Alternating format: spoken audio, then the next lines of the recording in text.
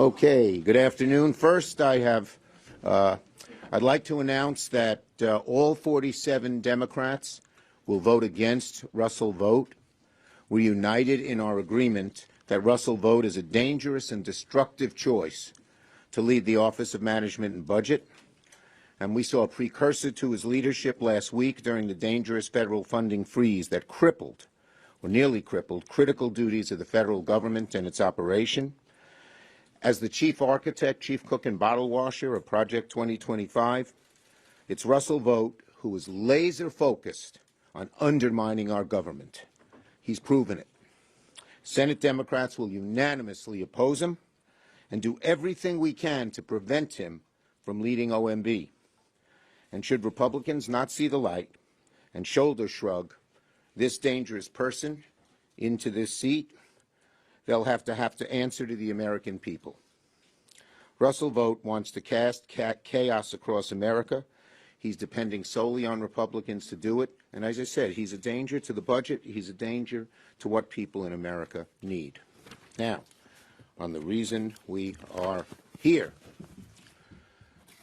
So over the past few days, and Hakeem and I work together really closely and well, and I welcome him to the Senate as he welcomes me to the House, I think. Yeah, okay. Over the past few days, Democrats have warned the American people that DOGE is operating like a shadow government. Yesterday, I said that DOGE is not a real government agency. It has no authority to make spending decisions, to shut down programs, or ignore federal law. This is not debatable. This is an indisputable fact. No authority for spending decisions, to shut down programs, or ignore federal law. Yet Elon Musk took issue with that warning. He said, in answer to a tweet that I said that did this, he said, DOGE, quote, is the one shot the American people have to defeat bureaucracy and restore democracy. Now, give me a break. Nothing screams democracy like having a secret squad of company men pull off a hostile takeover of America's Social Security and tax information in the dead of night. That is not democracy, Mr. Musk. And yet it's precisely what DOGE is doing. It's letting a small group of unelected people, secret, run rampant through the executive branch, accessing the private data millions of Americans need, and God knows what they're going to do with it. God knows. So there are two dangers. One, people's privacy is at stake. Second, that there's a risk that this small group could cut program after program using one excuse or another. So today, Leader Jeffries and I are joining together to push legislation to prevent unlawful meddling in the Treasury Department's payment systems and protect Americans across the country. Our bill aims to do a few simple things. One, to deny access to special government employees that don't have to disclose their conflicts of interest or any other ethic agreements. Two, to deny access to anyone with conflicts of interest or lack of appropriate clearance. And three, include personal tax information into existing privacy protections. We call our legislation Stop the Steal. Whatever DOGE is doing, it's not democracy. We know what democracy's like. It's out in the open. It's not secret. You do two sides debate, and then the elected officials make decisions. Democracy doesn't work in the shadows. Democracy doesn't skirt the rule of law. And it doesn't give special privilege to the ideas and needs of a group of ultra-wealthy people at the expense of American families. Of course we should talk about reform. Reform's a worthy cause. Everyone agrees we should find ways to improve the effectiveness and efficiency of government. But you know what history shows? When it's done in the dark of night, it always leads to bad results. When these DOGE people decide to cut a program, have they even talked to the people who run the program? Have they even done a little research? Have they heard the other side? Or are they just in such rush to cut anything they can so that they can keep tax breaks and give deeper tax breaks to the wealthiest of Americans? Undoubtedly not.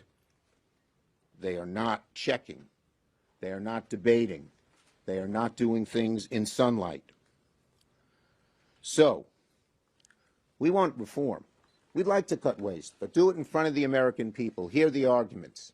Have the back and forth that has been the hallmark of this republic for over 200 years. You don't have a small group of select people who have little experience across the breadth of government have access to these records and an ability to cut funding. The American people have a right to be part of the debate as to what programs should be cut. And just because a small group of people think they know better than the American people doesn't make it true. So, we are going to do everything we can to sound the alarm and fight with everything we've got to stop this horrible, horrible act by this DOGE group with the, of course, the permission, acquiescence, encouragement of Donald Trump. Leader Jeffries. Thank you, Leader Schumer. And before Leader Schumer was a man of the Senate, he was a man of the House. And so we always welcome you back over to the People's Chamber. Democrats. You sound like Nancy. Democrats are always ready, willing, and able to work with anyone to find the common ground necessary to solve problems on behalf of hardworking American taxpayers, particularly as it relates to driving down the high cost of living. We understand that America is too expensive. There are far too many hardworking American taxpayers struggling to live paycheck to paycheck. Housing costs are too high. Grocery costs are too high. Child care costs are too high. Insurance costs are too high. Utility costs are too high. America is too expensive. Democrats are committed to driving down the high cost of living for working class Americans, middle class Americans, and everyday Americans all across the land. Our Republican colleagues are not serious about lowering the high cost of living. They've done nothing, introduced not a single bill, not put forth a single policy proposal. They've done nothing as it relates to lowering the high cost of living. At the same time, they are raiding the government, attempting to steal taxpayer money. That's what the situation at the Treasury Department is all about.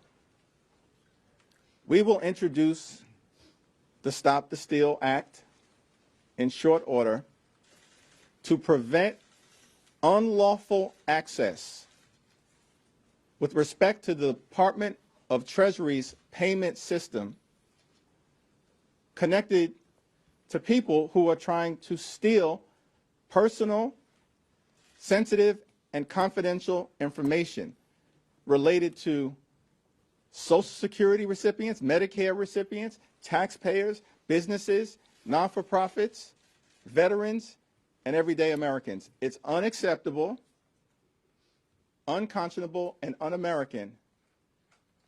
Stop the Steal Act will prevent this unlawful access from taking place. It's unfortunate that many of our Republican colleagues are determined to stand up a shadow government of the billionaires, by the billionaires, and for the billionaires that will stick it to the American people. That's what's driving much of the behavior on the other side of the aisle.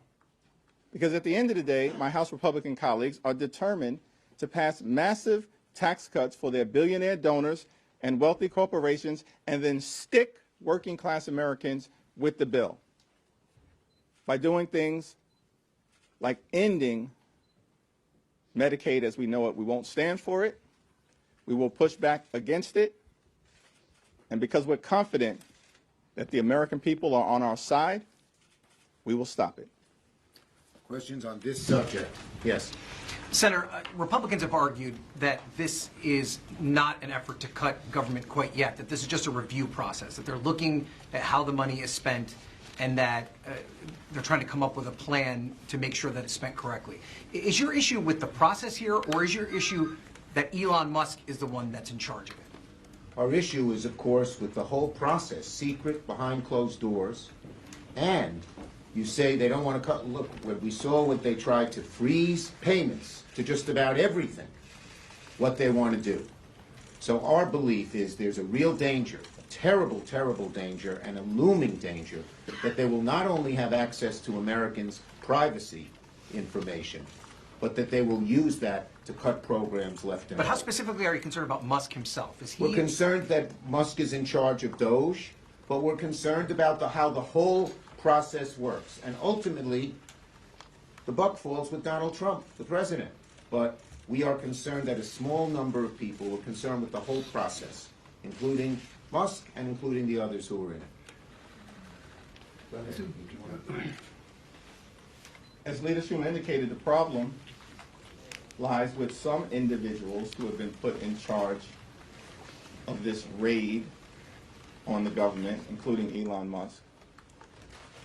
But it also relates to the so-called special government employees who aren't required to adhere to the ethical laws and the disclosure requirements that were put in place by Congress in a bipartisan way for a reason, to make sure that people have the best interests of the American people at heart.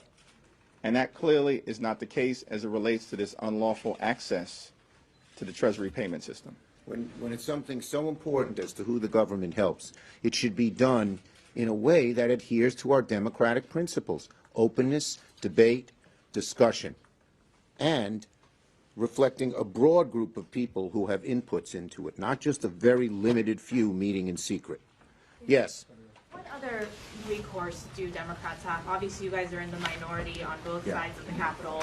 What can you guys be doing when this is money that you have appropriated to be spent, both in the federal freeze and in the international freeze? We have 4 different ways of recourse. The first is just bringing this to light, making sure that the American people know what it is. We've had some success there already. When we brought the freeze of funds to the public, there was an outcry, and Trump had to back off. When we brought up the tariffs to the American people, there was an outcry, and Trump had to back off.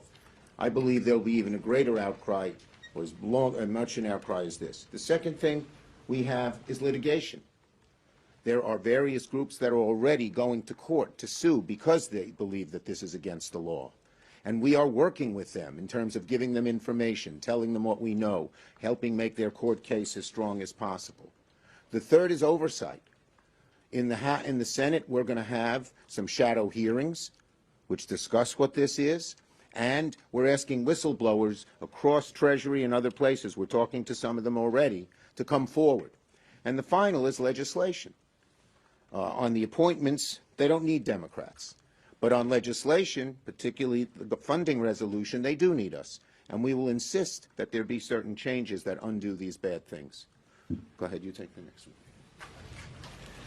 one. What they're targeting now is things that conservatives and Republicans have long targeted, I guess with the exception of the FBI in a sense. Do you think Republicans will ever bring a line in the sand? And if so, what might it be? That's an open question. And in the House, where the Republicans have the smallest majority of any party since the Great Depression, when they're at full strength, at this moment, they're not at full strength and will shortly be 217 Republicans to 215 Democrats. That'll be the smallest majority since the 1800s. But even when they're at full strength, all we need is 3. 3 principled Republicans in the House and a lot of the madness and extremism that has been unleashed on the American people can be halted, particularly as it relates to the upcoming spending agreement that we need to resolve in a bipartisan way on March 14th. All we need is 3 Republicans willing to draw a line in the sand. Now, the extreme MAGA Republicans have made clear they want to end Social Security as we know it, end Medicare as we know it, and end Medicaid as we know it. Last week, with the unlawful Office of Management and Budget order, they made their first move on Medicaid. The public rose up in response, and they backed down in less than 40 hours. But we will never back down in pointing out the types of things that the MAGA extremists and the far right are trying to do to hurt everyday Americans, the people that they claimed they were working hard to help. They've laid out a plan, $2.5 trillion in cuts. This is something that was in Project 2025, where Russell Vought was one of the chief architects. It's something that DOGE had talked about. And the cuts will be deep. They can't do $2.5 trillion without cutting so many of the things the vast majority of Americans, Democrat and Republican, really care about. Is that Yes. something you think that they And might? thank you, Senator Schumer. Have you reached out, or do you plan to reach out directly to the White House to request a meeting with the president and try to talk to him about your concerns about Elon Musk bypassing the Congress directly, and what your message to the president would be? Well, our in that message to the situation? president is it's exactly the opposite of what he's campaigned on. It's going to hurt voters across the board, people who voted for him, people who voted against him, people who didn't vote. And look, whenever he's ready to talk to us, we're ready to talk to him. When it comes to procedurally all of this, one, I wonder, I mean, the speed with which Elon Musk seems to be moving through the bureaucratic infrastructure, introducing a bill, the various other avenues you're pursuing, are they fast enough to keep up with what he's seemingly trying to do? And when it comes to this language that you're introducing, is this going to be part of the negotiations when it comes to avoiding a government shutdown, that you're going to try to force Republicans to include this, or what's the avenue there?